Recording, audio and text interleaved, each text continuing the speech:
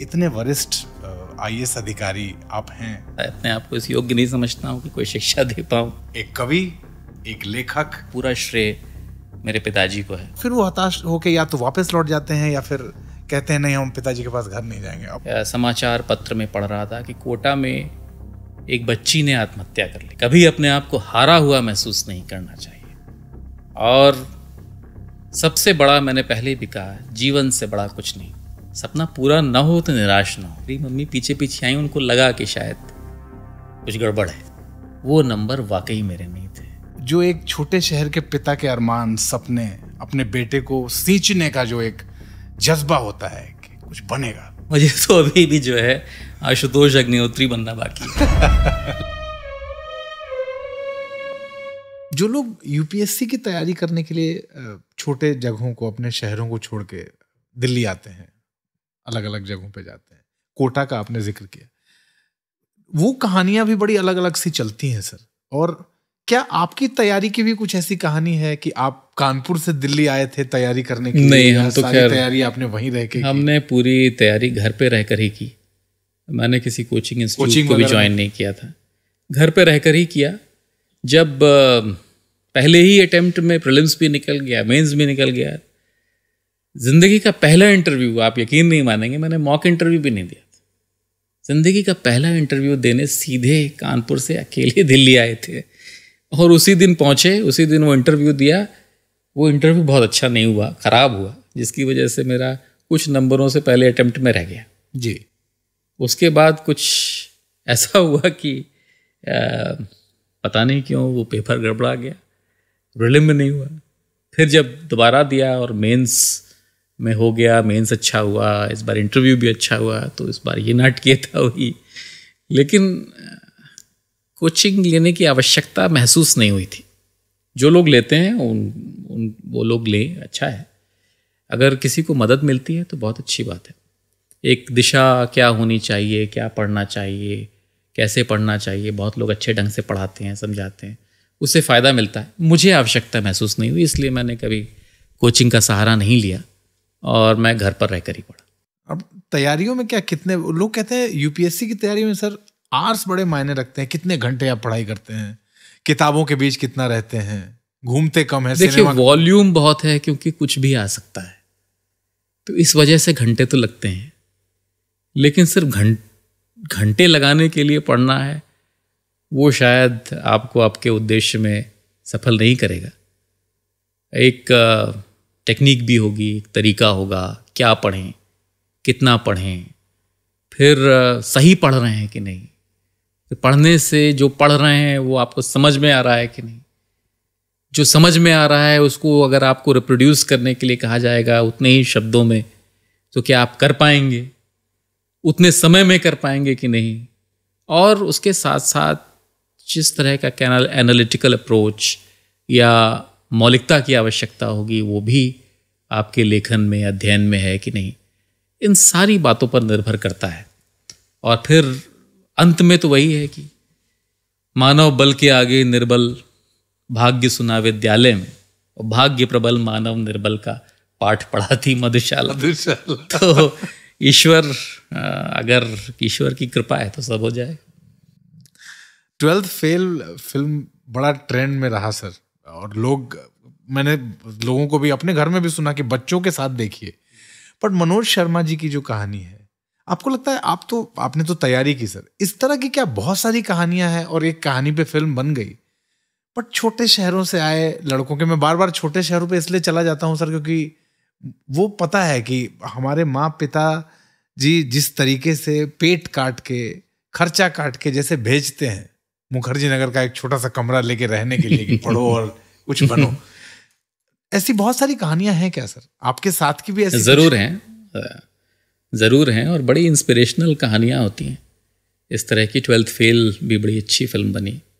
मनोज शर्मा जी का जीवन भी बड़ा प्रेरणादायक है, और उनका जीवन और उनके जैसे तमाम लोगों ने जिन्होंने संघर्ष करके कुछ हासिल किया है, वो सभी हमारे युवा पीढ़ी के लिए पाथेय है, प्रेरणादायक है। और ऐसे बहुत सारे लोगों को हम भी जानते हैं, और कहने को तो मतलब हम ही लोग तो जिस पृष्ठभूमि से आते हैं उसमें भी दिन प्रतिदिन का कुछ ना कुछ संघर्ष तो रहता है, लेकिन उस स्तर का संघर्ष तो नहीं देखने को मिला। माँ बाप माता पिता ने वो अभाव तो नहीं होने दिया। शिक्षा भी मिली, खाने की भी चिंता नहीं थी, छत की भी चिंता नहीं थी, किताबों की भी चिंता नहीं थी। तो सिर्फ पढ़ना था, तो उस समय तो पढ़ना था, अध्ययन करना था, अपने आप को झोंकना था। उस समय तो शायद चिड़िया की आँख ही दिखाई देती थी। पिताजी का पहला भाव याद है जब सिलेक्शन हुआ और उसके बाद? उस समय मतलब मैं कानपुर में नहीं था जी, बट जो मित्र के समाचार पत्र लेकर उनके पास गया था, और जैसा कि खुद पिताजी बताते हैं कि उस समय तो एक अलग तरह का आनंद था। शायद पहली जो रिज़ल्ट में ही हो जाता जब निकला था, उससे ज़्यादा आनंद था जो ये पूरा नाटक होके एक पूरे नाटकीय ढंग से जिस तरह से पूरा रिज़ल्ट बदला, और रिज़ल्ट में पहले आपकी अपेक्षाएं गिर जाती हैं, उससे आपका संतोष बढ़ जाता है, फिर आप उससे समझौता कर लेते हैं और उसके बाद फिर आपको वही मिलता है जो आप चाहते। तो इसका तो आनंद ही दूसरा था। आपकी कविताओं में मैंने एक ऑब्सेशन देखी है, आप शिव को लेके बहुत लिखते हैं, महादेव को लेके लिखते हैं। आपकी जितनी किताबें मैंने पढ़ी वो कहीं ना कहीं नंदी आते हैं, शिव आते हैं, महादेव आते हैं। ये इन रचनाओं में शिव के आने का कोई मतलब ऐसा चलता रहता है, या आप लिखते लिखते लगता नहीं अब कुछ महादेव पे लिख देते हैं, ऐसा होता है या कुछ और होता है? शिव आएंगे कैसे? हाँ, मतलब या हम शिव को लाएंगे कैसे? शिव तो है बचपन से ही। अब देखिए, मेरा नाम आशुतोष, तो जब सबसे पहला प्रश्न मैंने पूछा कि मेरे नाम का अर्थ क्या है, तो मेरे नाम का अर्थ ही है शिव। जो बहुत कम में बहुत जल्दी संतुष्ट हो जाए, प्रसन्न हो जाए, वो आशुतोष। अब आशुतोष आशुतोष क्यों हैं, शिव के और क्या गुण हैं, ये एक स्वाभाविक कौतूहल था। उस समय कल्याण मैगजीन आती थी जो घर में आती थी, उसमें बड़े रंगीन चित्र होते थे, कहानियाँ भी होती थीं। तो शिव के अलग अलग चित्र देखकर एक अजीब तरह की कशिश, एक आकर्षण महसूस करते थे। मैंने अपने पढ़ने वाले कमरे में भी शिव की एक छवि लगा रखी थी जो साधनारत शिव थे। अच्छा, ध्यानस्थ शिव। ध्यानस्थ शिव को कभी आप ध्यानस्थ शिव को देखते थे, कभी आप विष का पान करते हुए शिव को देखते थे, कभी आप नृत्य करते हुए शिव को देखते थे, कभी आप परिवार के साथ बैठे हुए पारिवारिक सांसारिक शिव को देखते थे। तो शिव के इन तमाम रूपों को देखकर एक अलग तरह का भाव जगता था। फिर उनके बारे में पढ़ना शुरू किया, समझना शुरू किया, बहुत जगह लिखा, पढ़ा, सुना कि शिव वो हैं जो जितने भी जो वैपरीत्य है जीवन में, जो दो छोर पर हैं, उनको जो मिला दे वही शिव है। एक ही परिवार में अलग अलग तरह के लोग हैं, उनके अलग अलग तरह के वाहन हैं। एक जो उसमें जीव है वो दूसरे जीव का जो है वो शत्रु है, उसका भोज्य, उसका भोजन है, लेकिन फिर भी वो सब साथ में रह रहे हैं क्योंकि शिव हैं साथ। फिर थोड़ा सा और चिंतन करना शुरू किया तो मुझे लगा कि विज्ञान से उनको जोड़ने का प्रयास किया, अपनी सीमित ज्ञान में विज्ञान और अध्यात्म को मिलाने का प्रयास किया कि जो ऑर्बिट बदल दे, जो एनर्जी में चेंज ला दे, वो शिव है। ने कहा कि कोई भी डिस्ट्रक्शन जो है, अगर शिव विनाश के देवता हैं या मृत्यु के देवता हैं, तो मृत्यु तो अंतिम नहीं हो सकती अगर शिव करा रहे हैं। तो वो तो किसी नए बदलाव, नए परिवर्तन, नई शुरुआत के लिए ही कुछ जो विनाश हो रहा है। तो then Shiva is the god of creative destruction. Creative destruction. Then the destruction has to result in some different form of creativity. तो वो शिव है। शिव कहें, शंभु कहें, शंकर कहें, महेश कहें, महादेव कहें, मतलब उनका स्मरण, उनका ध्यान या उनकी चर्चा अपने आप में अभिभूत करने देने वाली होती है। तो कितना भी आप उनको समझने की कोशिश करें, ऐसा लगता है कि आपको किसी दूसरे लेवल पे ले जा रहा है। सिर्फ उनके बारे में बात कर लें तो आप दूसरे भाव से भर जाते हैं। तो ऐसा ही प्रयास करने की कोशिश की। कविताएं जो हैं वो सिर्फ ऐसा लग रहा है कि मैं नहीं लिख रहा, कोई है जिसने इसको भेज दिया और मैं डाउनलोड कर रहा हूँ। अच्छा। तो अपने आप को कभी कवि या लेखक या चिंतक होने का कोई किसी भी तरह का कोई भ्रम नहीं है। जो भी कराते हैं वही कराते हैं, शिव कराते हैं।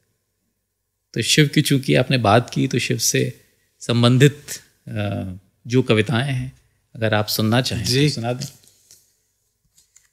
एक कविता है मंथन। अब सब लोग शिव का नीलकंठ का स्वरूप देखते हैं। अब इस कविता को कई स्तरों पर समझा जा सकता है और सिर्फ शिव की ही बात नहीं हो रही है। समाज में जो भी कोई है जो समाज में या व्यवस्था में उत्पन्न हुए विष को हंसते हुए ग्रहण कर रहा है, क्योंकि वो व्यवस्था या समाज की आवश्यकता है, वो शिव है। तो उसी पर है ये कि घरघरा उठा था संभावनाओं का सागर, घरघरा उठा था संभावनाओं का सागर, देव अदेव ने सत्ता संघर्ष में मथ डाला था अपनी अभिलाषाओं का समुद्र। कितनी प्यासी थी उनकी रसना अमृत की एक बूंद के लिए, और उस बूंद की चाह में क्या क्या नहीं मिला, मगर जब निकला प्राणों को निस्पंद कर देने वाला काल सदृश काला विष, तब रुक गया था मंथन और रुद्ध हो गई थी सांसें। जिन्हें सुख, सत्ता, वैभव और ऐश्वर्य की थी आदत, जिन्हें सुख, सत्ता, वैभव और ऐश्वर्य की थी आदत, उनसे कहां और कैसे संभल सकता था हालाल। अमृत के घट के लिए, मोहिनी के नृत्य के लिए तो सब रहते हैं लालायित। अमृत के घट के लिए, मोहिनी के नृत्य के लिए तो सब रहते हैं लालायित, मगर विष के लिए तो सत्य, त्याग और तपस्या का नीलकंठ ही चाहिए। मगर विष के लिए तो सत्य, त्याग और तपस्या का नीलकंठ ही चाहिए, जो विष का पान भी करे, अमृत पान करने भी दे, अपने भीतर के सच की आंच से दमके भी ना और अपने त्याग के तेज से भयभीत भी ना करे। समझ में आती है सुर असुर की पीड़ा उनका दंश, समझ में आती है सुर असुर की पीड़ा उनका दंश। अपना लालच, अपनी क्षुद्रता उन्हें उतनी नहीं खलती, अपना लालच, अपनी क्षुद्रता उन्हें उतनी नहीं खलती। खलते हैं उस तपस्वी की ग्रीवा में दमकते हुए उनकी अपनी आत्मा के फफूले, उनकी अपनी आत्मा के फफूले। दूसरी कविता जिस विषय की मैंने पहले बात कही कि Shiva is the meeting point of all extremities in life, उस पर है कि शिव क्या क्या है। शिव एक छोर पर शव हैं और एक छोर पर चेतन है। शिव एक छोर पर वन है और एक छोर पर उपवन है। तो उसी पर है ये कविता कि शिव डमरू का स्वर नाद प्रबल, शिव डमरू का स्वर नाद प्रबल, शिव सत्य अमर नटराज सरल। शिव डमरू का स्वर नाद प्रबल, शिव सत्य अमर नटराज सरल, शिव जीवन का लय ताल प्रवर, शिव मृत्यु मौन विकराल विरल। शिव शव भी है, शिव चेतन भी, शिव शव भी है, शिव चेतन भी, शिव वन भी है, शिव उपवन भी, शिव अणु अणु में, शिव अणु अणु में, शिव कण कण में, शिव क्षण क्षण में, शिव प्रण प्रण में, शिव में ही है श्रृंगार मधुर, शिव में ही है श्रृंगार मधुर, शिव में ही है वैराग्य विधुर। शिव पुष्प सुमन, शिव भस्म वरण, शिव पुष्प सुमन, शिव भस्म वरण, शिव राग लगन, शिव त्याग गमन, शिव तेज प्रखर, शिव अंधकार, शिव तेज प्रखर, शिव अंधकार, शिव शब्द मुखर, शिव निर्विकार, शिव आदि प्रथम, शिव अंत प्रलय, शिव आदि प्रथम, शिव अंत प्रलय, शिव सृष्टि शक्ति में सूक्ष्म विलय, शिव ज्ञान गीत हिमताप शीत, शिव ज्ञान गीत हिमताप शीत, शिव लक्ष्य साध संघर्ष जीत, शिव यज्ञ वेदिका की ज्वाला, शिव हालाहल शिव ही हाला, शिव हालाहल शिव ही हाला। इन कविताओं को लिखने का समय कब का चुनते हैं सर आप? शाम को लिखते हैं, सुबह लिखते हैं, या जब भाव आ जाए तब लिख देते हैं? आपने फिर पूछा कि कब लिखते हैं, और मैं फिर कह रहा हूं मैं नहीं लिखता हूं लेकिन जब भी ये कविता बनती है, ऐसा कोई विशेष समय तो नहीं, लेकिन पहले जैसा होता था कि मैं बहुत एक लंबे अंतराल के बाद लिखता था, कभी कभी लिखता था, और ये होता था कि कोई दिव्य प्रेरणा आएगी तब लिखेंगे। फिर धीरे धीरे ऐसा हुआ कि एक लिखने को एक अनुशासन में ढाला कि कुछ भी है रोज लिखेंगे, जो देखा, महसूस किया, किसी से मिले, जो भाव आए उनको शब्दों में उतारने का प्रयास करेंगे। अच्छा बुरा, गलत सही, सुंदर असुंदर, इसकी चिंता किए बिना। तो उससे मुझे लगा कि शायद लिखना थोड़ा सा आसान हो गया। फिर भी लिखना, सार्थक लिखना तो तभी संभव है जब ऊपर से प्रेरणा आती है। तो रात में लिखता था, फ्लाइट में लिखता था। फ्लाइट में लिखना मुझे लगता है कि सबसे अच्छा लगता था, क्योंकि उस समय एक तो आप खुद ही एलिवेटेड हैं, आप मतलब कहीं हैं जो ज़मीन से बहुत ऊपर, मीलों ऊपर, बादलों के ऊपर कहीं आप उड़ रहे हैं, जहाँ से आप अगर गिरे तो आपका नामो निशान भी किसी को नहीं मिलेगा। उस ऊंचाई पर जाकर बिना किसी चिंता के, गिरने की चिंता भी ये बिना, और बिना किसी रुकावट के, बिना किसी डिस्टरबेंस के जब कोई विचार आता है तो उस समय लिखना बहुत अच्छा लगता था। तो मैं फ्लाइट में ज़रूर लिखता था पहले, और अब तो रात में लिखता हूँ। ऑफिस से आने के बाद कुछ समय बच्चों के साथ बिताने के बाद, सोने से पहले, और अब थोड़ा सा जल्दी लिखना संभव होता है। अच्छा जी। मतलब जो कविता पहले शायद रुक रुक के बनती थी, वो अब अपने आप बन जाती है, शब्द आते चले जाते हैं। वो ऐसा लगता है, ऐसा महसूस होता है, और ऐसा मुझे लगता है कि बहुत सारे लेखकों को महसूस होता है। बहुत सारे लेखकों ने इस विषय में लिखा भी है कि ऐसा लगता है कि जैसे कुछ है जो ट्रांसमिट कर रहा है।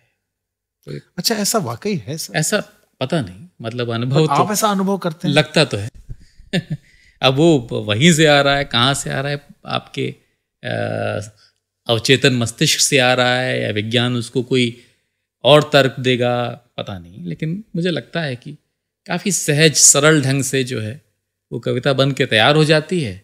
आप उसमें हल्के फुल्के बदलाव करते हैं, व्याकरण के और शब्दों का हेर फेर, शब्द आगे पीछे या कुछ शब्द बदल देना, लेकिन मुझे लगता है मूल रूप से कविता वही रहती है। भाव धारा प्रवाह आते हैं। हाँ, ऐसा कह सकते हैं सर? भाव धारा प्रवाह आते हैं, शब्द भी धारा प्रवाह आते हैं। शब्द भी धारा प्रवाह। और जैसे पिछली जो 2 मेरे जो काव्य संग्रह थे वो फ्री वर्ड्स में ज़्यादा थे। फिर जो तीसरा काव्य संकलन था कुछ अधूरे शब्द, उसमें आधा छंद था, आधा निर्बंध था। अब जो कविताएं आ रही हैं वो ज़्यादा छंद में आ रही हैं, ज़्यादा लय, संगीत और गीतात्मकता के साथ आ रही हैं। तो ऐसा निश्चित रूप से किसी कारण से या किसी प्रेरणा से ही संभव हो रहा होगा। ये जो वैरायटी आ रही है आपकी लेखनी में, कि पहले आप ऐसे लिखते थे, अब छंद लिखने लगे, फिर आपने भजन लिखना शुरू किया। अभी मैंने एक आपका भजन हम लोगों ने सुना, और राम मंदिर के भव्य समारोह में से पहले वो भजन राम तक, शिव से राम तक की जो यात्रा है, राम का भजन भी उतनी ही तन्मयता से लिखा गया है जैसे शिव को लिखा आपने। शिव से राम की प्रेरणा सब तो उसी ईश्वर के स्वरूप हैं। शिव राम को मानते हैं, राम शिव को मानते हैं। इसीलिए इस गीत में एक जगह में हम लिखते हैं कि शिव में मिलकर बन रामेश्वर।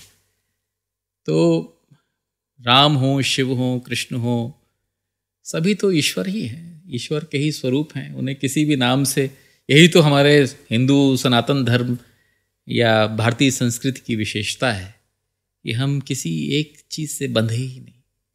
एक को पूछते हुए भी बहुत रूपों में उसको देखते हैं, और बहुत रूपों में पूछते हुए भी इसके अंदर जो एक तत्व है उसको जानते हैं। यही शायद हमारे धर्म और संस्कृति की विशेषता है। तो राम पर लिखा है, हनुमान पर लिखा है, दुर्गा जी पर लिखा है, कृष्ण पर लिखा है। कृष्ण शिव के बाद अगर सबसे ज़्यादा किसी पर लिखा है तो कृष्ण पर लिखा है, क्योंकि कृष्ण का भी जो व्यक्तित्व है वो बहुआयामी है और वो सभी कलाओं में सिद्ध हैं। तो उनके जो मल्टीफेसेटेड पर्सनैलिटी है वो बहुत ही अट्रैक्टिव है। तो अगर उनका अट्रैक्शन लोग महसूस करते हैं, उनका पुल महसूस करते हैं, तो वो बहुत स्वाभाविक है, वो उसी के लिए बने हैं। आप कहते हैं कृष्ण से मित्रता है और शिव आराध्य है। हाँ, मतलब शिव से मित्रता करने का दुस्साहस नहीं कर सकते अभी तक। इतना कंफर्ट उन्होंने नहीं दिया। कभी ऐसा लगा कि आमंत्रण आया हो कि चलो मैं तुमसे मित्रता करना चाहता हूं? नहीं, वो दैट इज हिज प्रेरोगेटिव। मेरा नहीं है वो मतलब वो फ्रीडम मैं नहीं ले सकता, वो तो ले ही सकता। वो मुझे किसी भी रूप में देखे, पुत्र के रूप में, मित्र के रूप में, शिष्य के रूप में, या सिर्फ एक औपचारिक जान पहचान के रूप में, वो उनका प्रेरोगेटिव है। बट मेरा प्रेरोगेटिव यह है कि वो मेरे आराध्य हैं और उनसे मुझे बहुत ऊर्जा मिलती है, बहुत ऊष्मा मिलती है और बहुत सारी शक्ति और प्रेरणा मिलती है। कृष्ण के साथ दूसरा तरह का संबंध है। उनको आप कुछ भी कह लें, उनसे कुछ भी बतिया लें, वो रूठ भी जाएं।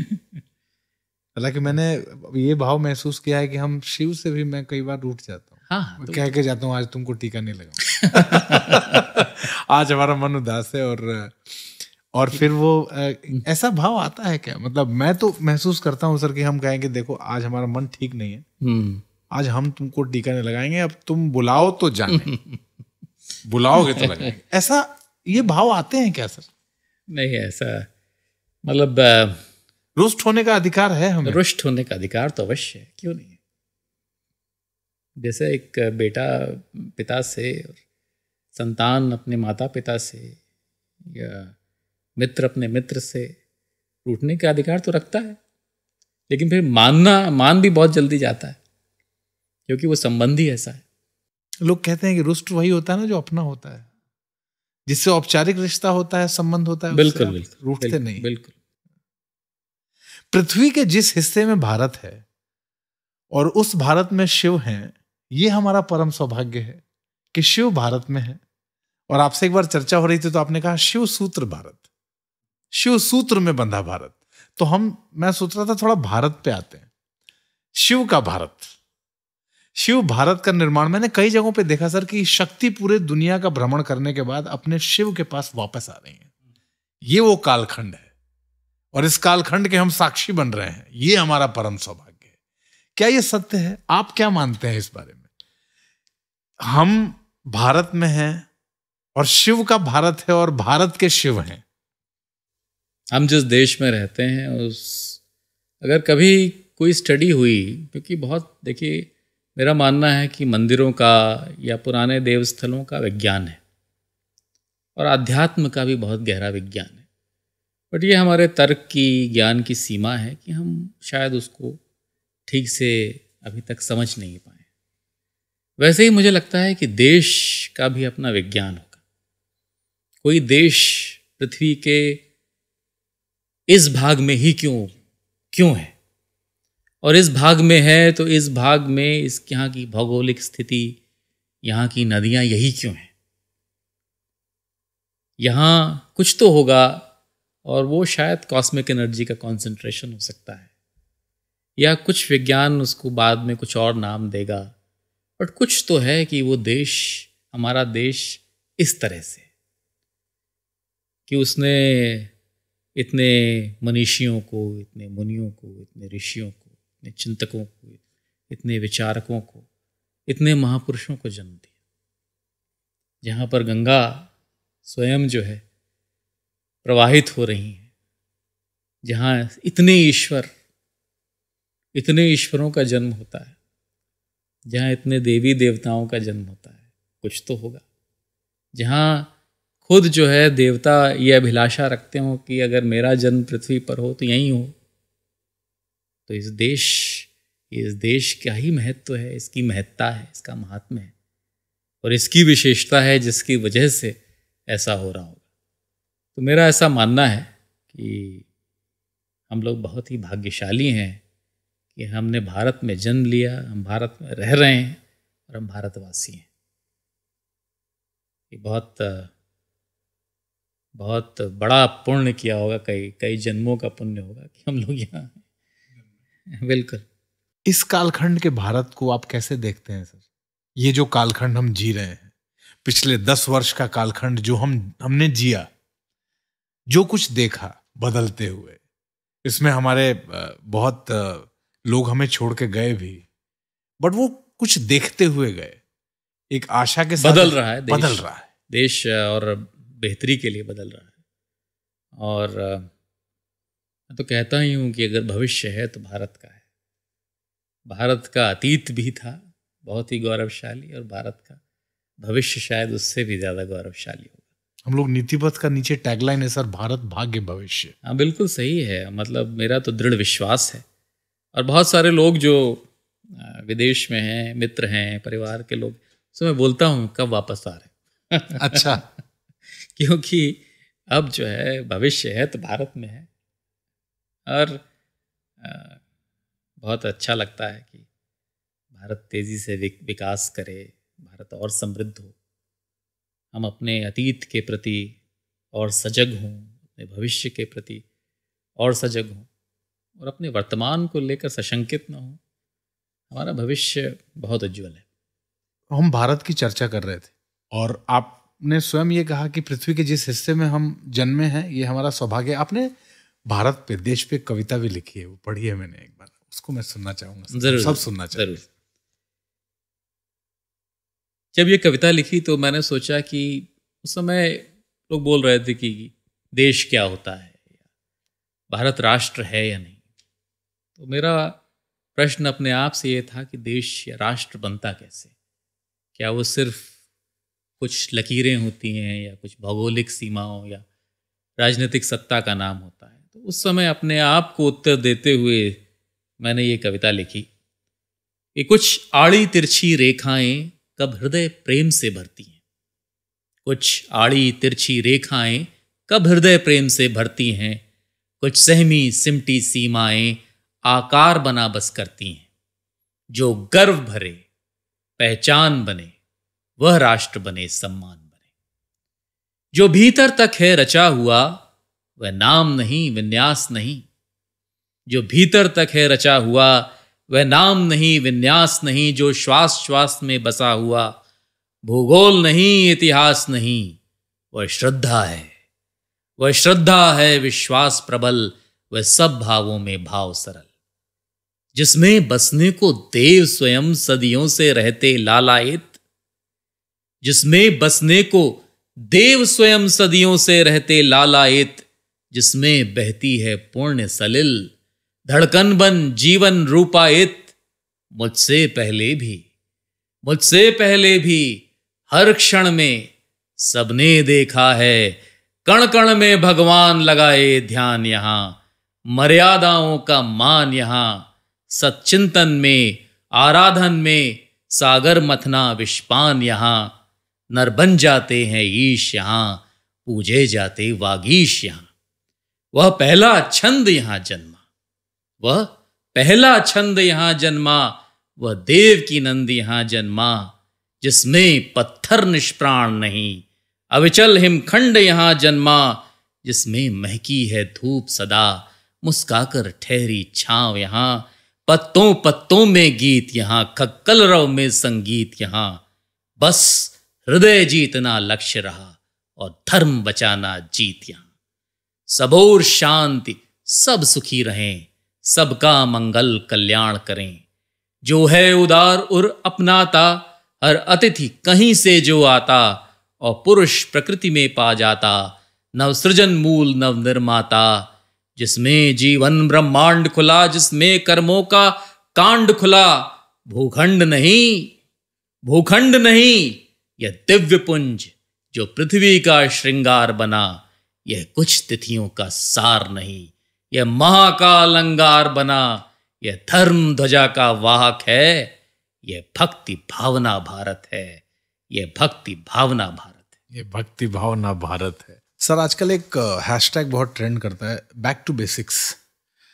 और कविताओं का पाठ, कविता लिखना भी बैक टू बेसिक्स का ही एक हिस्सा है। कविता पाठ खत्म हो गए, कविताओं का पाठ नहीं होता, कविता लिखने बंद हो गए। अब लोग गीत लिखते हैं और वो बड़ा ट्रेंडी हो गया है क्योंकि जीवन इतना फास्ट हो गया है। तो मैं एक उदाहरण देता हूँ कि घर में जब पूड़ी तली जाती थी तो लगता था त्योहार है। अब घर में पिज्जा आता है तो लगता है कि त्योहार है। बट वापस वो दौर आ गया है सर कि घर में जब माँ पूड़ी तल रही है तो त्योहार का समय आ गया। आपको लगता है ये दौर भी वापस आ रहा है कि कविताओं का पाठ हो रहा है? आप जिस तरह की कविताएं लिख रहे हैं, राम पर आपने भजन लिखा जी, और 6 मिलियन के लगभग लोग उसको देख चुके हैं।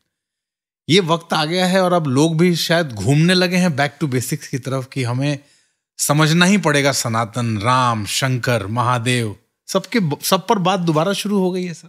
लोग शायद अब खुलकर वो बात करने लगे। बात तो हमेशा से थी। और जहाँ तक राम पर भजन लिखने की बात है, मैंने कुछ सोच कर नहीं लिखा था। विशेष उत्सवों पर, आयोजनों पर मैं जो भी शुभकामनाएं संप्रेषित करता हूँ वो किसी कविता के माध्यम से होती है। जैसे न्यू ईयर का ग्रीटिंग है वो अंग्रेज़ी की कविता होती है, दिवाली की शुभकामना होती है वो हिंदी की कविता होती है। तो पिछली दीपावली पर जो कविता लिखी थी, जो दीपावली की शुभकामना के रूप में लिखी थी, वही थी कि अवध में लौटे हैं श्री राम मनाओ दिवाली। तो ऐसे ही एक मित्र हैं, उन्होंने इस कविता को सोनू जी तक पहुंचाया, सोनू निगम, वो उनके मित्र हैं। तो उनको अच्छी लगी और ये बात हुई कि इस पे गीत बन सकता है, लेकिन थोड़ा सा समय अब कम है, देर हो गई है। लेकिन चूँकि राम का आदेश था कि ये गीत बने, इसलिए गीत बन गया और अच्छा बना, लोगों ने पसंद किया। तो मैंने ये सोच के नहीं लिखा था कि इस पर गीत बनेगा, इसे सोनू निगम जी गाएंगे, इसको लोग पसंद करेंगे, इसको 6 मिलियन व्यूज़ मिलेंगे, ये सोच के नहीं लिखा। लेकिन ये सब उन्होंने कराया, उनका आदेश था, उन्हीं की रचना थी, लोगों ने पसंद की, बहुत अच्छा। मैं माध्यम बना। राम और शिव दोनों का आशीर्वाद मिला इस गीत में। आप अभी थोड़ी देर पहले बताए थे सबका आशीर्वाद मिला। मतलब आशीर्वाद, बिना आशीर्वाद के संभव ही नहीं है। मैं बार बार बोलता हूँ और इसलिए नहीं बोलता हूँ कि मैं अपने आप को विनम्र साबित करने के लिए बोल रहा हूँ। मैं वाकई इस बात में विश्वास रखता हूँ कि बिना ईश्वर की कृपा के कुछ भी नहीं होता। उनकी कृपा है तो सब कुछ हो जाता है और तुरंत हो जाता है, बिना कुछ सोचे समझे हो जाता है, बिना किसी प्रयास के हो जाता है। तो शिव की, राम की, सबकी कृपा है, कृष्ण की कृपा है, सारे ईश्वरों की कृपा है। जिस नाम से आप पुकारें उन्हें, वो तो अपने अपने नाम हैं। राम तो एक है, अपने अपने नाम है। वही साकार स्वरूप में तुलसी के राम हैं, वही निराकार स्वरूप में कबीर के राम हैं। तो ये तो मतलब ईश्वर की कृपा है, उन्हें आप जिस नाम से पुकारें। हालांकि मन तो नहीं कर रहा, प्रश्न बहुत सारे हैं, बट मुझे लगता है मैं अपने मन के सारे प्रश्न आपसे पूछ गया। और आपका जो व्यक्तित्व रहा है, जो लेखनी रही है, उससे जुड़े मैं सब कुछ पूछ गया। लेकिन जो लोग आपको हमारे पॉडकास्ट के जरिए सुन रहे हैं, देख रहे हैं, उसमें एस्पायरिंग लोग भी हैं, उसमें IAS बनने वाले लोग भी हैं, उसमें कवि बनने वाले लोग भी हैं। और आपको सुनने के बाद उनको लगता है क्यों मैं कवि क्यों नहीं बन सकता, मैं एक कवि भी बन सकता हूँ। क्या कहना चाहेंगे जो अभी की हमारी पीढ़ी है, जो जनरेशन इस वक्त भारत की यंग जनरेशन कही जाती है, खास तौर पे उनके लिए कोई मैसेज सर आपका, जो उनसे आप कहना चाहते हैं? वो जो बनना चाहते हैं वो बन सकते हैं। कवि बनना चाहेंगे तो कवि बन जाएंगे। कवि वो है जो शायद उसे कुछ नया रचने के लिए प्रकृति ने या ईश्वर ने चुना है। वो शब्दों के माध्यम से एक ऐसा संसार रचता है जो या इस संसार को बेहतर बनाता है या एक दूसरा संसार रचता है। कहीं अपूर्णता है जो उसे दिख रही है, उस अपूर्णता को दूर करने के लिए किसी कविता का सृजन होता है। एक आदर्श समाज, एक आदर्श स्थिति, संबंध कैसे हों, संबंधों में जो संवेदना है, संबंधों में गहराई सच्चाई है, वो कविता के माध्यम से उकेरी जाती है। मैंने भी जब बचपन में या युवावस्था में कविता लिखनी शुरू की थी तो मुझे नहीं लगता था कि कविता के कितने प्रकार हो सकते हैं या कविता जीवन के किन किन रूपों को, किन किन आयामों को छू सकती। उस समय तो हल्का फुल्का रोमांच कविता के माध्यम से सिद्ध किया जाता था। आप किसी को पसंद करते हैं, उसके लिए कुछ विशेष लिखना चाहते हैं तो कविता रच देते हैं या कविता जैसा कुछ रच देते हैं। तो मुझे उस समय की मतलब प्रारंभिक काल की कुछ पंक्तियां याद हैं कि तुम तो जैसे मुस्कुराती मुस्कुराई, तुम तो जैसे खिलखिलाती खिलखिलाई, तुम तो जैसे झूमती और गुनगुनाती उस सहजता से ही झूमी गुनगुनाई। फिर मुझे यह क्यों लगा, फिर मुझे यह क्यों लगा अभिव्यक्ति सुंदर प्रेम की है और मैं भ्रम के लिए धागे सुनहरे स्वप्न बुनने क्यों लगा। ये उस समय की 18-19 वर्ष का जब था तब की ये कुछ पंक्तियां हैं।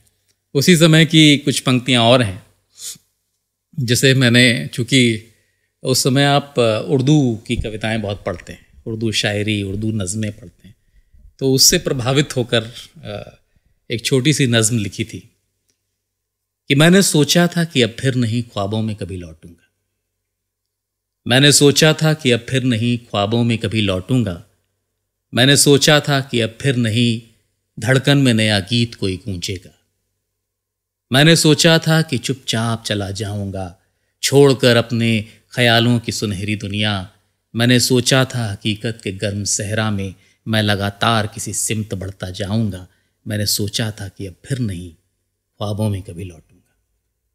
मैंने सोचा था अगर ऐसा, मैंने सोचा था अगर ऐसा, तो आज क्या है हुआ, आज क्यों ख्वाब मेरी आंख में फिर उतरे हैं, आज क्यों ख्वाब मेरी आंख में फिर उतरे हैं, आज क्यों फिर शमा उम्मीद की है मुस्काई, आज क्यों खिल उठी इठला रही हसरत की कली, आज क्यों नाचती हैं दिल में उमंगे मेरी, आज क्या ऐसा हुआ, आज क्या ऐसा हुआ जिससे जिंदगी बदली, आज क्या ऐसा हुआ जिससे जिंदगी बदली।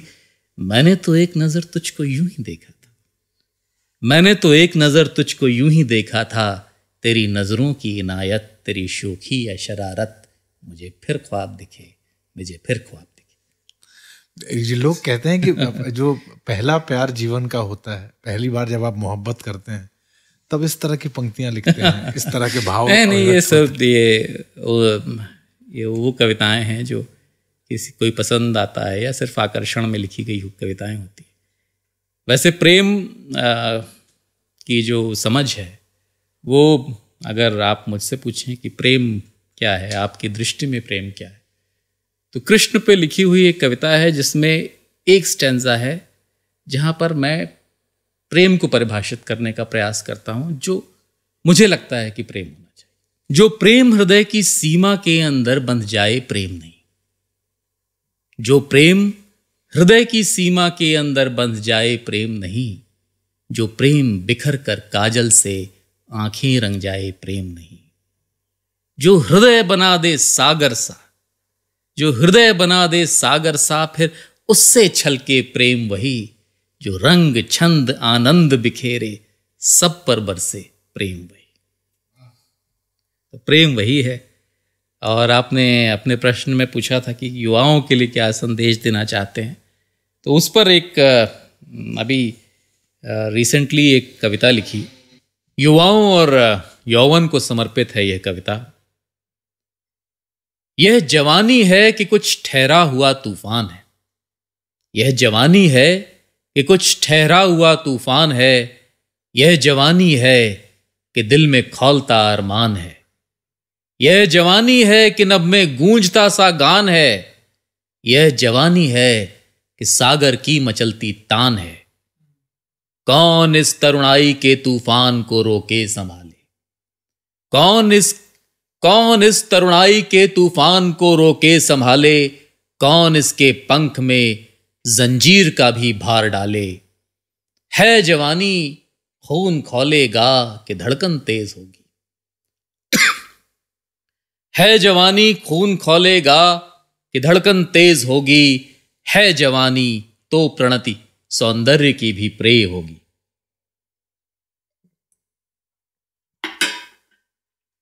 किंतु बस इतनी नहीं मैंने सुनी इसकी कहानी, किंतु बस इतनी नहीं मैंने सुनी इसकी कहानी, क्या नहीं पाया किया गाया असीमित है जवानी।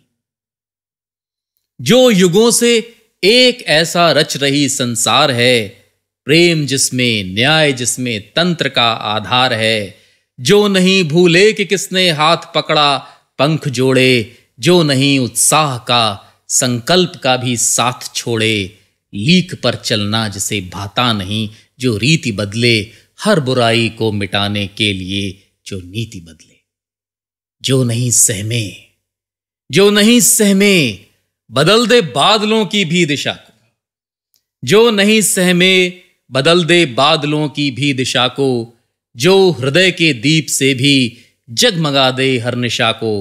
एक भी पल व्यर्थ होता यह नहीं जो मानता है, हर कदम बस लक्ष्य पाने बढ़ रहा जो जानता है।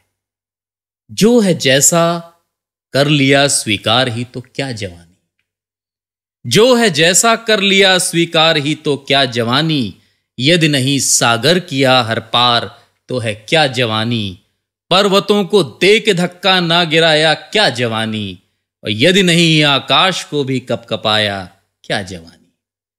जो लुटा दे सांस ध्वज सम्मान पर वह है जवानी, जो लुटा दे सांस ध्वज सम्मान पर वह है जवानी, जो संभाले स्वप्न हर मुस्कान पर वह है जवानी, जो नहीं संतुष्ट निज जयगान पर वह है जवानी, भीड़ में भिड़ जाए पर अपमान पर वह है जवानी। आग दिल की आंधियों में जो बचाए वह जवानी, आग दिल की आंधियों में जो बचाए वह जवानी, जो खिला दे फूल हर पल गुनगुनाए वह जवानी, गिर उठे जो सूर्य से नजरें मिलाए वह जवानी, जो उड़े तो उस क्षितिज के पार जाए वह जवानी, जो उड़े तो उस क्षितिज के पार जाए वह जवानी, उस क्षितिज के पार जाए वो जवानी। क्या बात, मतलब जोश में भर देने वाला। और लोग कहते हैं ना कि आप, तभी मैं कहता हूं सर कि ये जो समय है ठहर के सोचने सुनने और संयम से समझने वाला समय है, जिसको वापस आने का शायद दौर आ गया। बहुत बहुत धन्यवाद सर, बहुत बहुत धन्यवाद अमित जी, बहुत अच्छा लगा और बहुत सारे विषयों पर बात हुई, बड़ी अच्छी बातचीत हुई, हल्की फुल्की भी हुई, गहरी भी हुई, बड़ा मजा आया। बहुत बहुत धन्यवाद सर हमारे साथ इस पॉडकास्ट में जुड़ने के लिए। और इस पॉडकास्ट का जो मेरा टेक अवे है, अगर आप कहेंगे कि मेरा टेक अवे क्या है, मेरा टेक अवे ये है, कितने भी अवरोध हो, कितनी भी सामने विषम परिस्थितियां दिख रही हो, आप सहज भाव से कैसे उड़ सकते हैं, आप कैसे अपना रास्ता बना सकते हैं। खुली छतों के दिए कब के बुझ गए होते, कोई तो है जो हवाओं के पर कतरता है। आगे बढ़ने से मत रुकिए, क्योंकि हम इस पॉडकास्ट में बड़े इत्मीनान से बातें कर रहे हैं, इत्मीनान की बातें कर रहे हैं। ठहरिए, आगे बढ़ने की दौड़ में एक मोड़ पे रुक के पीछे घूम के देखिए कितना आ गए हैं, और उस आगे आने को सेलिब्रेट करिए, अपने अब तक की यात्रा को सेलिब्रेट करिए, और नीति पथ के साथ जुड़े रहिए और हमें देखते रहिए। बहुत बहुत धन्यवाद, नमस्कार।